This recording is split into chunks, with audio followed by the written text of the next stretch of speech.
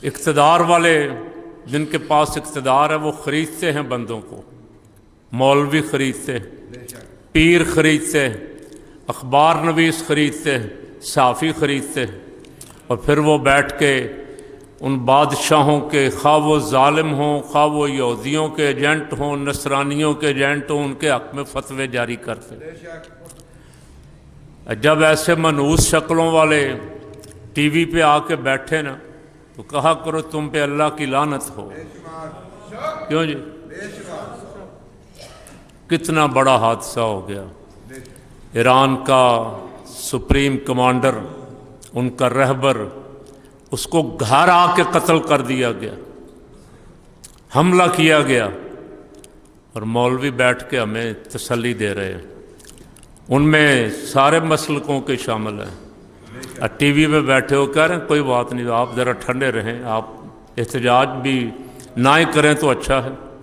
کچھ لوگوں نے احتجاج کیا بیچاروں نے، کراچی میں امریکن قونصلیٹ کے باہر مظاہرہ کرنا چاہتے تھے، گولی چلا کے 8 آدمی مار دیے وہاں بھی۔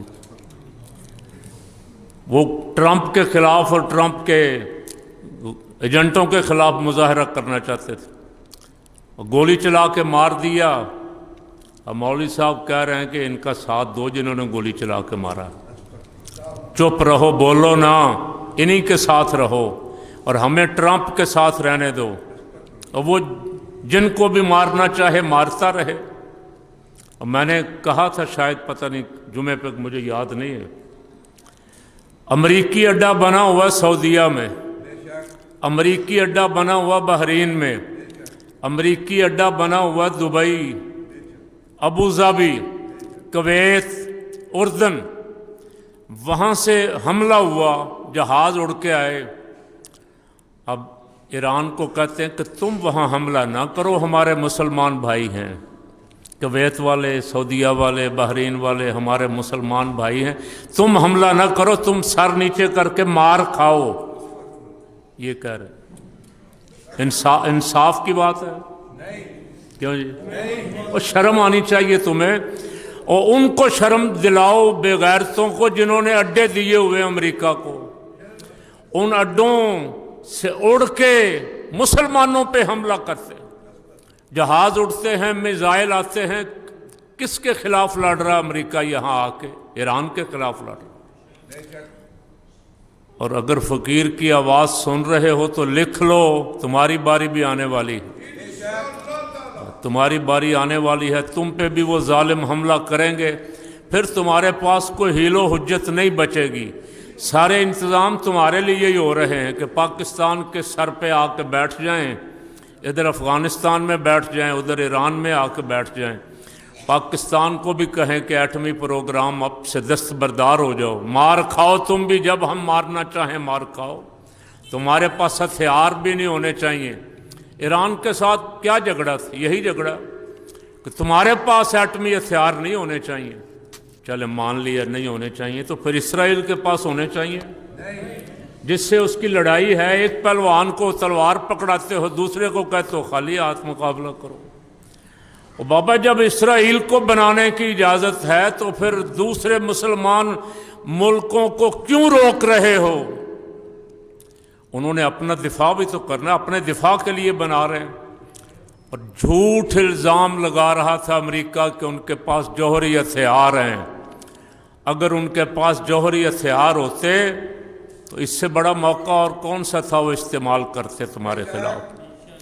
ان کا رہبر، ان کا کمانڈر ان چیف، ان کے سالار، ان کے بڑے بڑے افسر، 22 افسر ان کے دفتر میں حملہ کر کے شہید کر دیے، اور کہتے ہیں بس مار کھاؤ چپ کر کے۔ ہمارے مولوی ہمیں سمجھا رہے ہیں ٹی وی پہ بیٹھ کے کہ نہ سعودیہ سے اگر کوئی جہاز اڑے، یا بحرین سے، یا کویت سے، یا دبئی سے، تو تم مار کھاؤ چپ کر کے، تم جوابی وار ان پہ نہ کرو۔ انہوں نے پہلے اعلان کیا تھا کہ اگر ہمارے اوپر حملہ ہوا امریکی اڈوں سے، اور اسلامی ملکوں میں جو امریکی اڈے ہیں، جہاں جہاں سے ہم پہ حملہ ہوگا ہم اٹیک وہاں کریں گے۔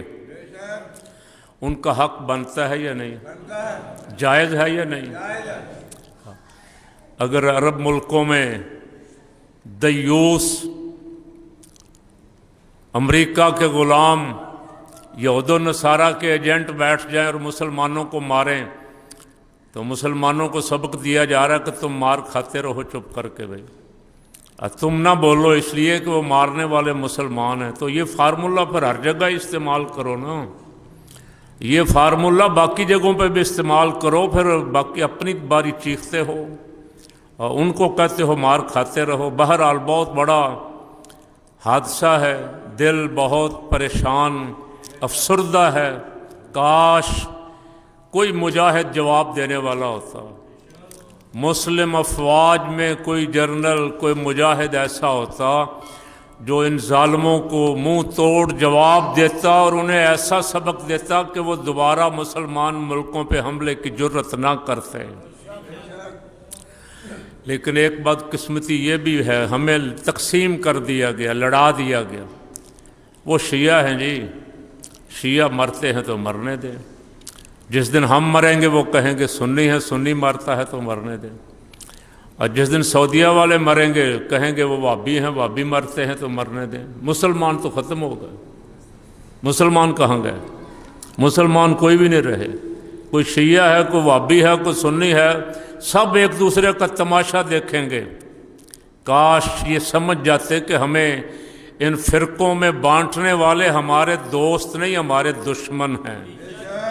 پیسہ امریکہ دیتا رہا ہے بعض فرقوں کو، میں نام نہیں لیتا کسی کا، امریکی سینیٹروں نے کھڑے ہو کے کہا ہم نے $100 ارب لگایا فلاں فرقے پہ اور ان کو تگڑا کرنے کے لیے، تاکہ جب ضرورت پڑے تو ان کو استعمال کیا جا سکے، اور استعمال وہ کر رہے ہیں، استعمال کر رہے ہیں۔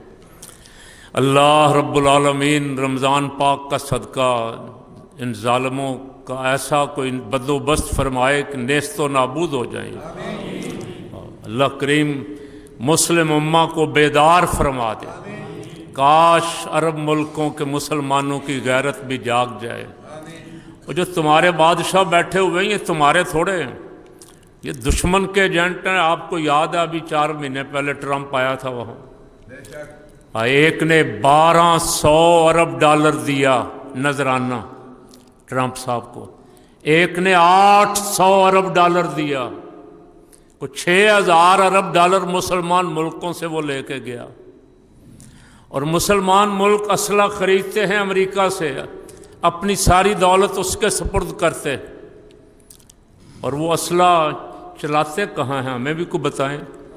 قطر نے کوئی اسرائیل کو بم مارا ہو، کویت نے کوئی اسرائیل کو بم مارا ہو، کوئی دبئی والوں نے اسرائیل کو مارا ہو، کوئی سعودیہ والوں نے مارا ہو، جو اسرائیل کو مارنے والے تھے ان کو آہستہ آہستہ ایک ایک کر کے ان سب نے مل کے مارا۔ ایک جوان مرد بندہ کھڑا ہوا تھا صدام حسین، پہلے مسلمان ملکوں نے امریکہ کے ساتھ مل کے اس کو مارا، پھر لیبیا والے کو مارا، پھر شام کو مارا، لبنان کو مارا، پھر غزہ والوں کو مارا، اب ایران کی باری آ گئی۔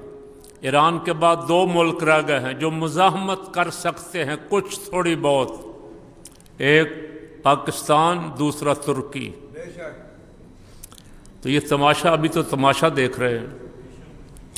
میرے ذہن میں جب صدام کو مارا اس وقت بھی یہ آتا تھا کہ بحری بیڑا آ رہا ہے، فوجیں آ رہی ہیں، امریکہ اپنے جتھے لا رہا ہے، اسلحہ لا رہا ہے، کس لیے؟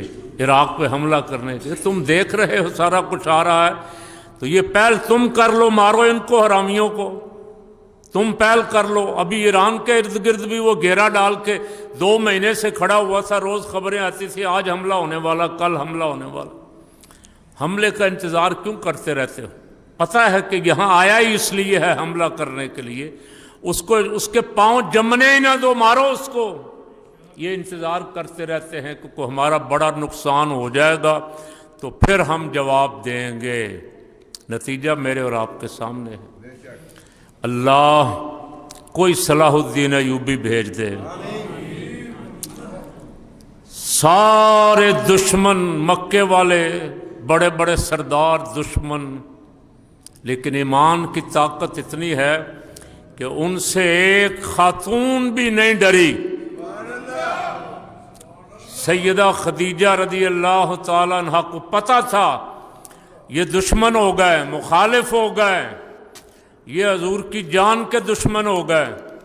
3 سال شاب ابی طالب میں محصور کر دیا، یعنی بند کر دیا، جیل آپ کہہ لیں، بائیکاٹ کر دیا، کوئی کھانا دینے نہیں جا سکتا، کوئی پانی لے کے نہیں جا سکتا، کوئی ان سے سلام نہیں لے سکتا۔ تو مکے کی سب سے مالدار خاتون کے دل میں ذرا خیال نہیں آیا کہ میں ان کو چھوڑ دوں اور آسانی والا رستہ اختیار کر لوں۔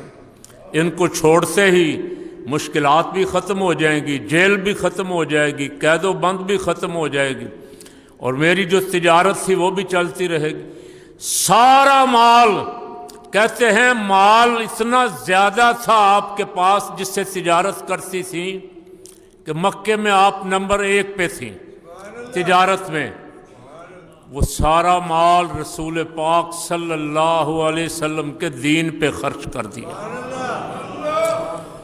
جو غلام مسلمان ہوتے تھے ان کو کپڑے بنا کے دینے ہیں، ان کو کھانا دینا ہے، ان کو رہائش دینی ہے۔ کوئی 2 آ رہے ہیں، کوئی 4 آ رہے ہیں، کوئی 10 آ رہے ہیں۔ مکہ مکرمہ کی زندگی مشکلات کی زندگی تھی۔ جہاں پتہ چلا ایک دن رسول پاک صلی اللہ علیہ وسلم تشریف لائے تو حضور بڑے پریشان تھے، اور کچھ ایسے لوگوں کو دیکھا جو کئی روز سے بھوکے تھے، جن کے پاس کوئی کھانا پینا نہیں تھا، کوئی دینے والا بھی نہیں تھا، اور کئی روز سے بھوکے تھے۔ ان کے چہروں پہ بھی اس کے اثرات تھے، ان کے جسموں پہ بھی اس کے اثرات تھے۔ حضور نے ان کو دیکھا، برداشت نہیں ہوا، گھر آئے تو پریشانی میں تھے۔ ام المومنین نے پوچھا یا رسول اللہ، میرے ماں باپ آپ پہ قربان، حضور آپ کو پریشان لگ رہے۔ فرمایا کچھ ایسے لوگوں کو دیکھ کے آیا ہوں جو بھوکے ہیں۔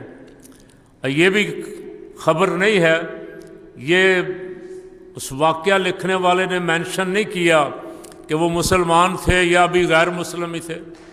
حضور تو ساری انسانیت کے لیے رحمت بن کے آئے نا، سارے جہانوں کے لیے رحمت بن کے آئے۔ بے شک غیر بھی تھے لیکن پھر بھی رسول اللہ کو ان کا درد تھا کہ بھوکے پڑے ہوئے۔